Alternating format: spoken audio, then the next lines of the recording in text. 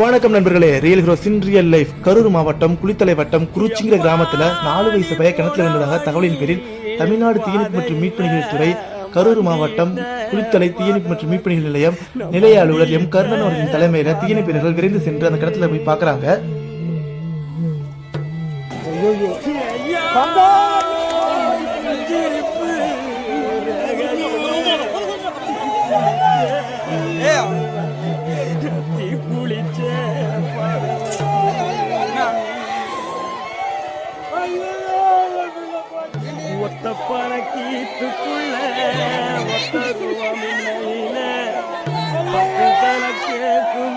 அந்த கிணத்துல இருந்து அந்த பையனோட சடலத்தை தீயணைப்பீரர்கள் மீட்டுறாங்க. அந்த சிறுவன் எப்படி கிணத்துல விழுந்தாருன்னு நம்ம விசாரிக்கும் போது 4-5 சிறுவர்கள் அந்த கிணத்துல மீன் பிடிக்கிறேன்னு சொல்லிட்டு ரொம்ப நேரமா கிணத்துக்கு பக்கத்தே இருந்திருக்காங்க.